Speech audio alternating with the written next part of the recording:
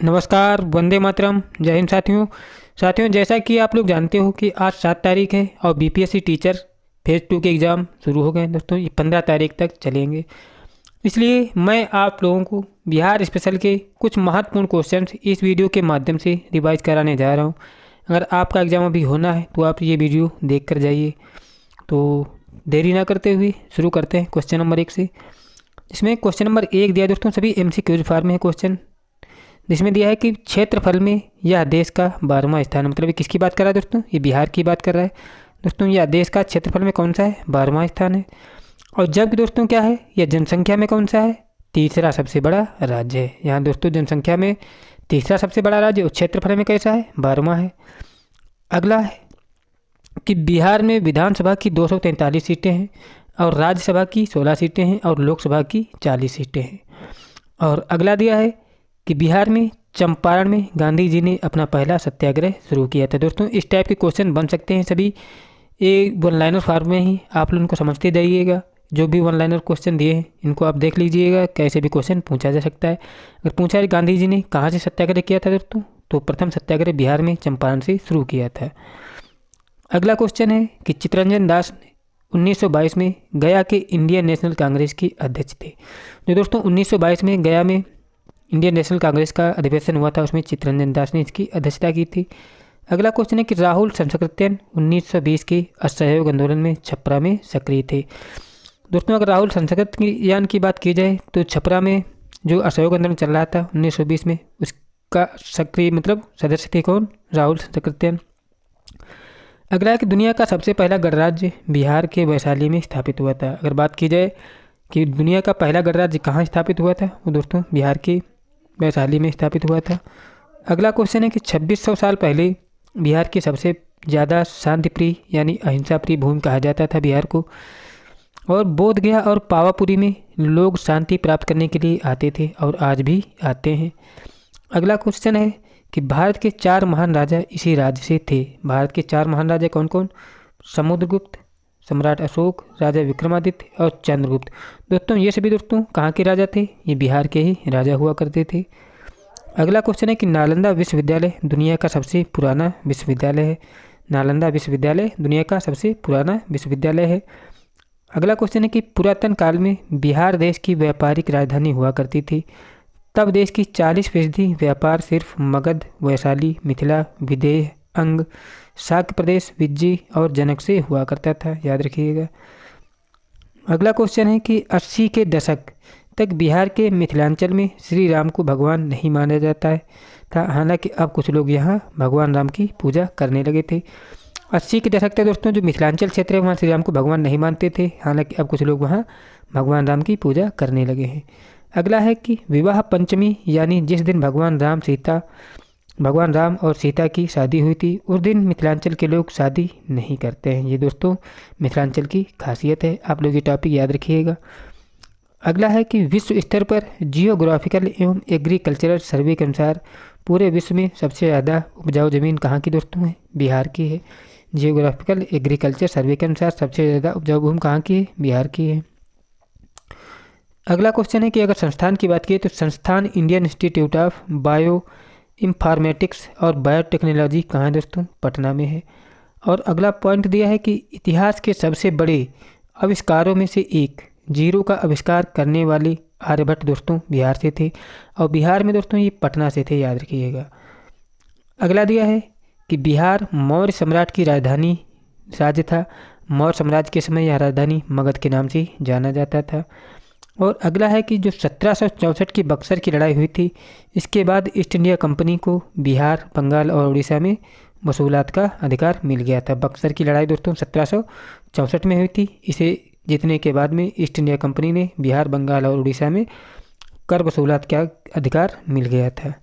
और अगला है क्वेश्चन हमारा कि शहनाई बजाने वाले प्रसिद्ध बिस्मिल्लाह खान भी बिहार से हैं, जिनको 2001 में भारत रत्न से सम्मानित किया गया। अगर बात की जाए बिस्मिल्लाह खान की दोस्तों, ये बिहार के थे। सन 2001 में इनको भारत रत्न से सम्मानित किया गया था। और अगला क्वेश्चन है कि भारतीय संस्कृत के पुरातन विश्वविद्यालय नालंदा और विक्रमशिला बिहार की धरती पर थे, जहाँ पर मर्यादा पुरुषोत्तम राम और लक्ष्मण की शिक्षा संपन्न हुई थी, याद रखिएगा। भारतीय संस्कृत के पुरातन विश्वविद्यालय नालंदा और विक्रमशिला बिहार की धरती पर थे। यहीं पर दोस्तों पुरुषोत्तम राम और लक्ष्मण की शिक्षा संपन्न हुई थी। और अगला है कि 2014 में बिहार की सरकार ने दुनिया का सबसे बड़ा वाईफाई जोन बनाया, जो बिहार की राजधानी पटना में है। और पटना कितना है, 20 किलोमीटर लंबा है, याद रखिएगा। इसके बाद है अगला कि आज से 2600 साल पहले भगवान महावीर और भगवान बुद्ध ने बिहार की भूमि को अहिंसा की भूमि का उपदेश दिया था। और उसी भूमि पर दो धर्मों की उत्पत्ति हुई, जो पहला बौद्ध धर्म और दूसरा जैन धर्म की उत्पत्ति दोस्तों हुई थी बिहार से ही। अगला है कि गंगा नदी यहाँ की मुख्य नदी है, जो पश्चिम से पूर्व की ओर बहती है। बिहार राज्य को दो भागों में बांटती है। और गंगा की बात की जाए दोस्तों, इसकी मुख्य सहायक नदियाँ सोन, गंडक और फाल्गु हैं। ये सभी बिहार की बहने वाली नदियाँ हैं और गंगा की सहायक नदियाँ भी हैं। इसके बाद है दोस्तों हर मंदिर, छोटी पटन देवी, बड़ी पटन देवी, महावीर मंदिर, शीतला माता मंदिर, इस्कान मंदिर, नवलखा मंदिर और सूर्य मंदिर क्या है दोस्तों, धार्मिक स्थल हैं, याद रखिएगा। और अगला है कि यहाँ की मुख्य भाषा हिंदी, उर्दू, मैथिली, भोजपुरी, मगधी, अंगिका है तथा आधिकारिक भाषा हिंदू और उर्दू है, याद रखिएगा। आधिकारिक भाषा कौन सी है, हिंदी और उर्दू है।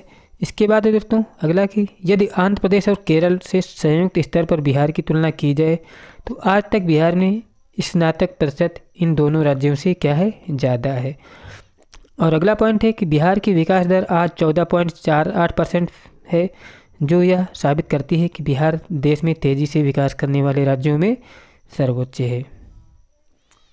और इसके बाद है दोस्तों हमारा अगला क्वेश्चन कि बिहार में कवि कोकिल विद्यापति का जन्म हुआ और देश के पहले राष्ट्रपति राजेंद्र प्रसाद का जन्म भी बिहार में हुआ था। और अगला है कि बिहार में गंगा, बागमती, कोसी, कमला, गंडक, घाघरा, सोन, पुनपुन, फल्गु, क्यूल और नदियाँ बहती हैं। दोस्तों क्या है, ये सभी बिहार की प्रमुख नदियाँ हैं। ये देख लेना है कि इनमें से कौन सी नदी बिहार में है, कौन सी नहीं है। तो गंगा, बागमती, कोसी, कमला, गंडक, घाघरा, सोन, पुनपुन, फल्गु ये दोस्तों बिहार की ही नदियाँ हैं। और अगला है कि बिहार के कोचिंग सेंटर सुपर 30 को अमेरिका की टाइम मैगजीन ने सर्वश्रेष्ठ संस्थानों की सूची में शामिल किया है। किसको, बिहार की कोचिंग सेंटर सुपर 30 को।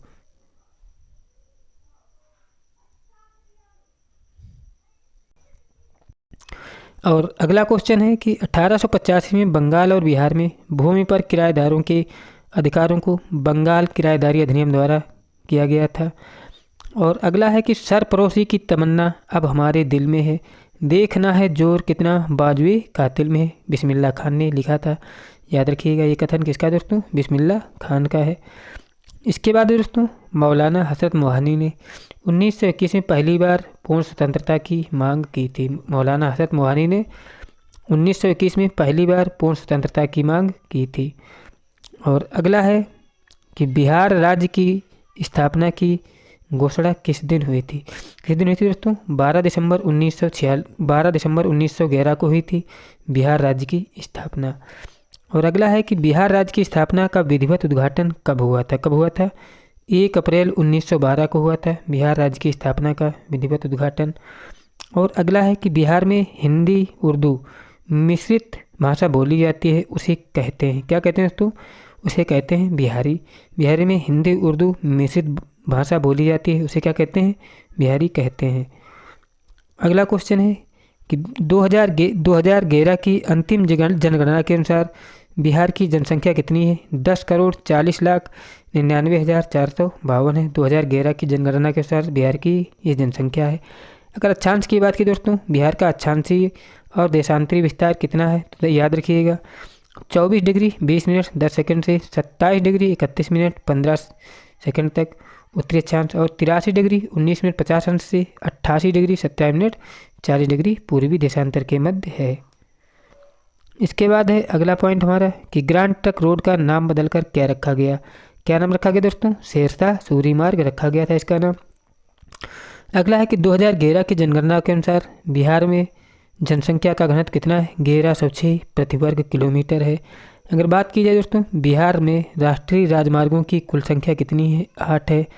और अगला है कि बिहार में किस दूरदर्शन केंद्र को स्थापित, मतलब बिहार में किस वर्ष दूरदर्शन केंद्र स्थापित किया गया था? किस वर्ष? 1978 में स्थापित किया गया था बिहार में दूरदर्शन केंद्र। दोस्तों मेरे द्वारा कराए गए क्वेश्चंस यदि आपको अच्छे लगे हों, चैनल आपने सब्सक्राइब नहीं किया तो सब्सक्राइब कर लें, वीडियो अच्छा लगा हो तो लाइक करें और अपने दोस्तों के पास शेयर करें। मिलते हैं नेक्स्ट वीडियो में, तब तक के लिए जय हिंद, जय भारत।